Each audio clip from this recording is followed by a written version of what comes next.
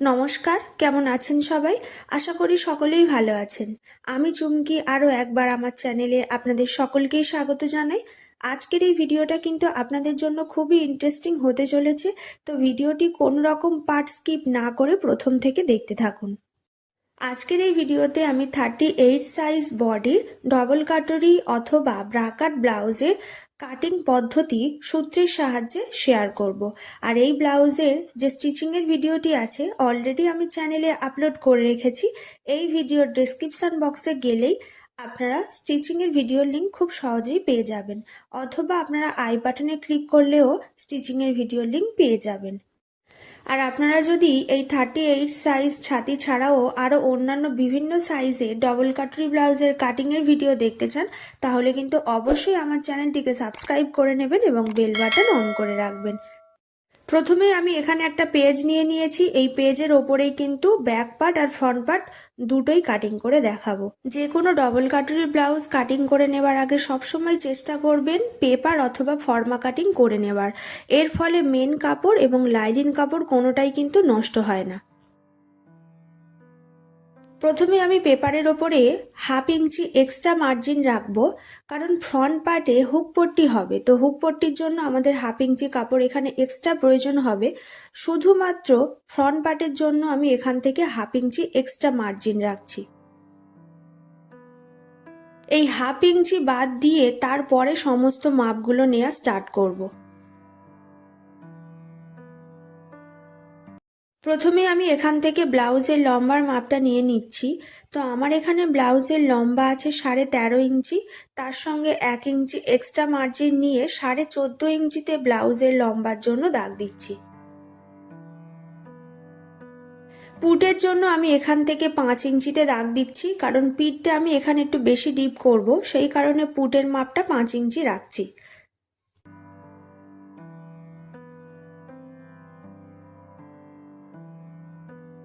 এরপর আর্মহোলের জন্য আমি 6 ইঞ্চিতে এখান থেকে দাগ দিয়ে দেব।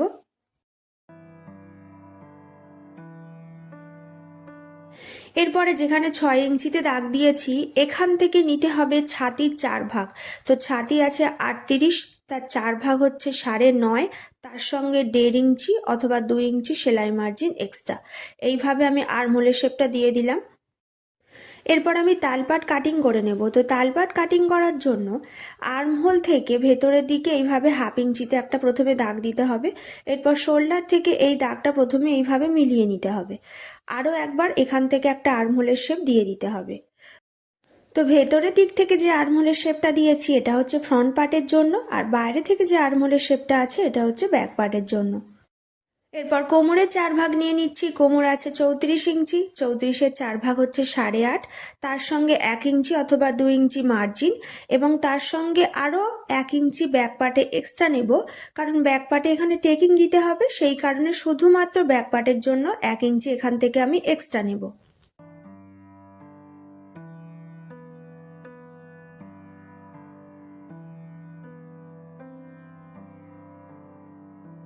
এরপর গলার চওড়ার মাপটা এখান থেকে নিয়ে নিচ্ছি। চওড়াটা আপনারা নিজেদের ইচ্ছা মতো রাখতে পারেন।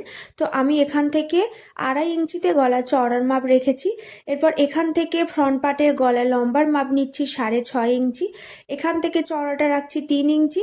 এরপর ওপর থেকে এই দুটো দাগ প্রথমে আমি মিলিয়ে নেব এবং গলার রাউন্ড শেপটা এইভাবে দিয়ে দেব। যেহেতু একটা পেপার থেকেই দুটো পার্ট কাটিং করব, তো প্রথমে আমি ব্যাক পার্টটা এখান থেকে কাটিং করে আলাদা করে নিচ্ছি।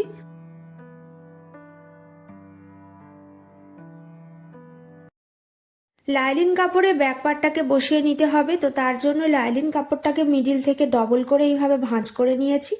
এরপর ব্যাক পার্টটাকে এইভাবে বসিয়ে নেব।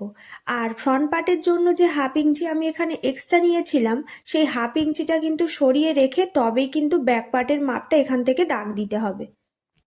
আপনারা যারা যারা এই মুহূর্তে আমার ভিডিওটি দেখছেন তাদের অসংখ্য ধন্যবাদ জানাই। এই ধরনের আরও নতুন নতুন ভিডিও দেখতে চাইলে অবশ্যই কিন্তু চ্যানেলটিকে সাবস্ক্রাইব করে নেবেন। আর যদি ভিডিওটি ভালো লেগে থাকে অবশ্যই কিন্তু লাইক, কমেন্ট অ্যান্ড শেয়ার করতে ভুলবেন না। এরপর পিঠের লম্বার মাপটা এখান থেকে নিয়ে নিচ্ছি 9.5 ইঞ্চি। চওড়াটা আমি এখান থেকে 2.5 ইঞ্চি রাখবো, কারণ আমি এখানে পিঠটা একটু চৌকো শেপে কাটিং করব। আজকের এই ভিডিওতে লাইনিং কাপড়ে কিভাবে পেপার রেখে কাটিং করতে হবে সমস্তটা কিন্তু আমি দেখিয়ে দেব। তো ব্যাক পার্টটাকে জাস্ট এখান থেকে আমি প্রথমে কাটিং করে নিচ্ছি।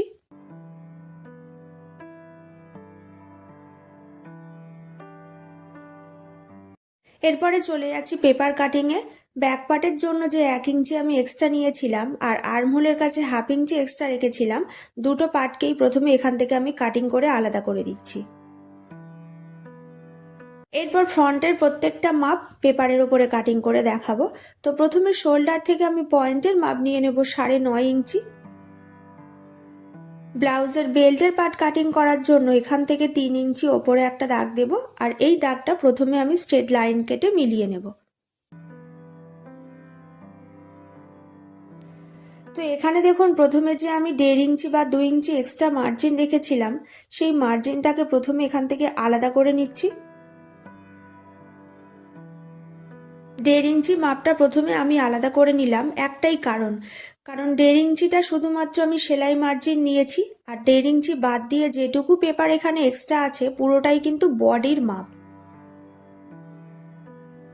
তো এরপর আমি কাটুরির মাপটা নেব। তো তার জন্য কি করতে হবে দেখুন, এই জায়গা থেকে এই পর্যন্ত যে মাপটা আছে সেই মাপটা প্রথমে একবার মেপে নেব। তো আমার এখানে পুরো মাপটা আসছে দেখুন 9.25 ইঞ্চি। তো এই 9.25 ইঞ্চিকে আমি 3 ভাগ করব। 1 ভাগ ছেড়ে দেব, 2 ভাগ কাটুরির জন্য নিয়ে নেব। তো 1 ভাগ ছেড়ে দিলে 2 ভাগ কাটুরির জন্য নিলে আমার এখানে মাপটা আসছে 6.25 ইঞ্চি। তো সেই মতো আমি এখানে দাগ দেব। এই বেল্টের ওপর থেকে 6.25 ইঞ্চিতে প্রথমে দাগ দেব, তারপরে যেখানে পয়েন্টের মাপ নিয়েছিলাম তার ওপরেও 6.25 ইঞ্চিতে দাগ দেব।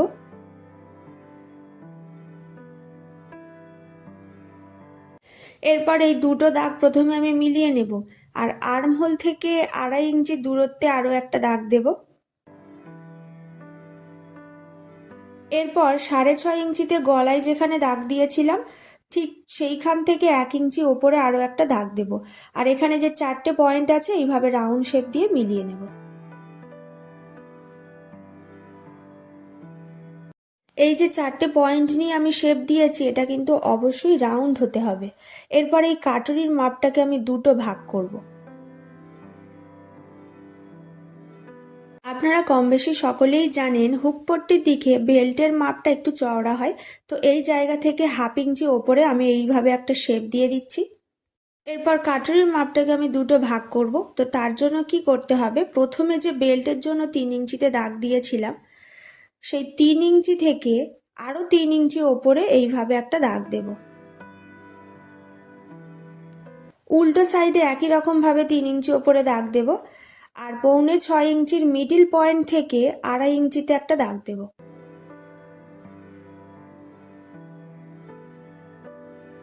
দুই সাইডে আমি 3 ইঞ্চিতে দাগ দিয়েছি, মিডিল থেকে 2.5 ইঞ্চিতে দাগ দিয়েছি।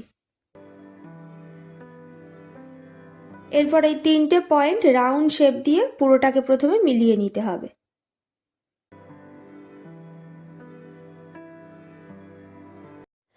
তো ফ্রন্টের 4টে পার্টই আমার এখানে রেডি হয়ে গেছে। প্রত্যেকটা পার্টকে আমি আলাদা আলাদা করে কাটিং করে নিচ্ছি।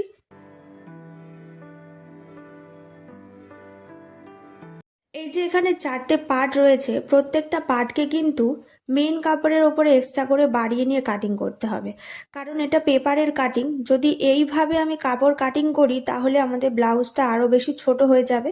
সেই কারণে আমাদের প্রত্যেকটা পার্টকে এক্সট্রা করে বাড়িয়ে কাটিং করতে হবে। 4 নম্বর পার্টকে দেখুন, নিচের সাইড থেকে 1 ইঞ্চির মতো মার্জিন এক্সট্রা নিয়ে বাড়িয়ে কাটিং করতে হবে। তো প্রত্যেকটা পার্ট আমি পরে এক্সট্রা করে বাড়িয়ে কাটিং করে দেখিয়ে দেব। প্রথমেই আমি 1 নম্বর আর 2 নম্বর পার্টটাকে এখান থেকে বাড়িয়ে নিচ্ছি।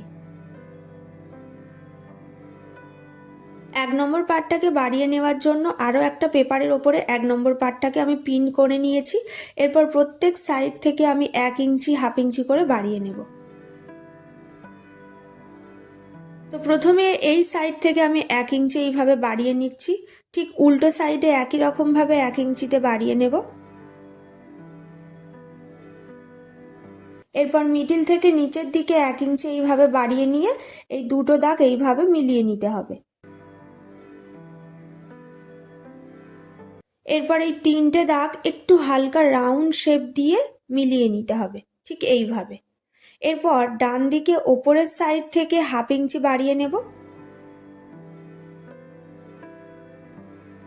আর বাম দিকে সেলাই মার্জিনের জন্য জাস্ট 2 সুত বাড়িয়ে নিয়ে এইভাবে মিলিয়ে নেব। আর ডান দিকে যে আমি 1/2 ইঞ্চি বাড়িয়েছিলাম সেই 1/2 ইঞ্চিটা 1 ইঞ্চির সঙ্গে রাউন্ড শেপ দিয়ে এইভাবে মিলিয়ে নেব।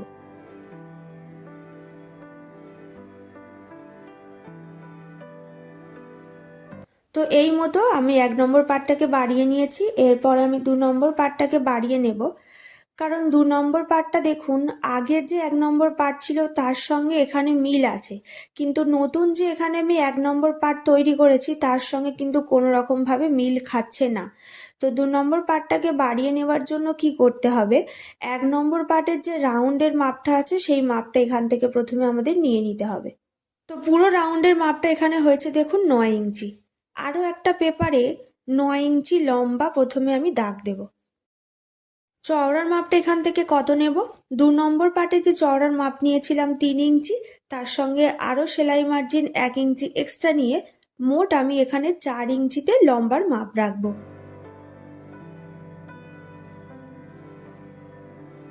তো 2 সাইডে আমি 4 ইঞ্চি করে দাগ দেব।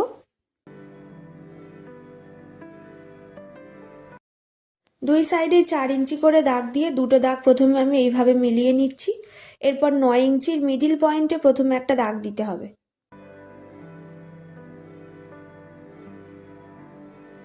9 ইঞ্চির মিডিলে দাগ দেওয়ার জন্য টেপটাকে এইভাবে হাফ করে নিয়ে মিডিলে একটা দাগ দিয়ে দেব। এরপর 3 সাইড থেকে 1/2 ইঞ্চি করে ডাউন করে নেব, এক সাইডে কিন্তু কোনো রকম ডাউন করব না।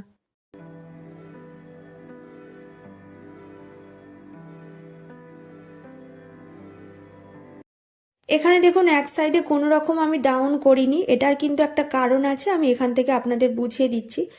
1 নম্বর পার্টের সঙ্গে 2 নম্বর পার্টটা ঠিক এইভাবে জয়েন্ট করতে হবে। এইভাবে জয়েন্ট করলে তবেই কিন্তু আমাদের কাটুরিটা আরও বেশি সুন্দর হবে। এখানে দেখুন এক সাইডের পার্ট কিছুটা ছোট আর এক সাইডের পার্ট কিছুটা বড় আছে, তো দুটো ছোট পার্ট এইভাবে রেখে আমাদের দুটো পার্টকে জয়েন্ট করতে হবে।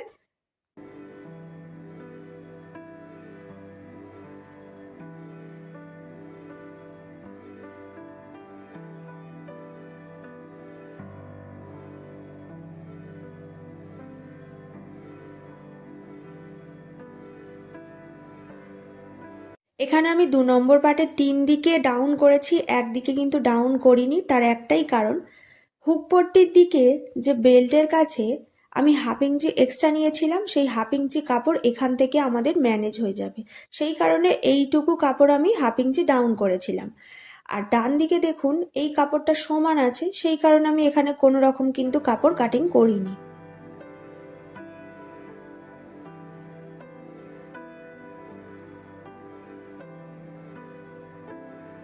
এরপরে চলে যাচ্ছি হাতার পাটে। হাতার পাট কাটিং করার জন্য আমি এখান থেকে 11 ইঞ্চি লম্বাতে প্রথমে দাগ দিচ্ছি। হাতার যা লম্বা থাকবে সবসময় কিন্তু 1 ইঞ্চি মার্জিন এক্সট্রা নেবেন। এরপর যা লম্বার মাপ নিয়েছিলাম তার থেকে ঠিক 3 ইঞ্চি দূরত্বে প্রথমে একটা দাগ দিতে হবে।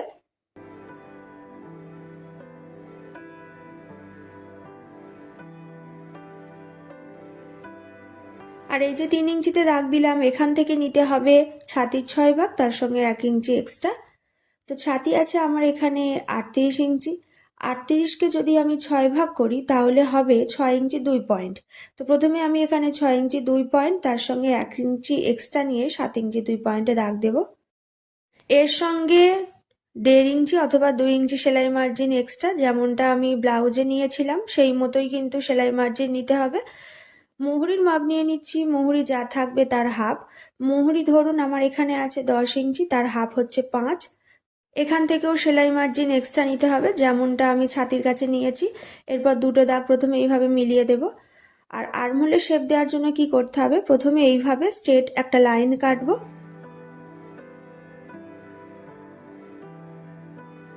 এরপর ওপরের সাইড থেকে হালকা এইভাবে রাউন্ড শেপ দেব এবং নিচের সাইড থেকে হালকা এইভাবে রাউন্ড শেপ দেব। এই অনুযায়ী প্রত্যেকটা পেপারকে আমি লাইলিন কাপড়ের ওপরে বসিয়ে দাগ দিয়ে দেব। তো ব্যাক পার্ট আমি এখান থেকে দেখুন আগেই কাটিং করে রেখেছিলাম। হাতার পার্টটা প্রথমে একবার এই সাইডে রেখে মাপ নিয়েছি, তারপরে আরও একবার হাতার পার্টটা উল্টে নিয়ে মাপ নিয়েছি।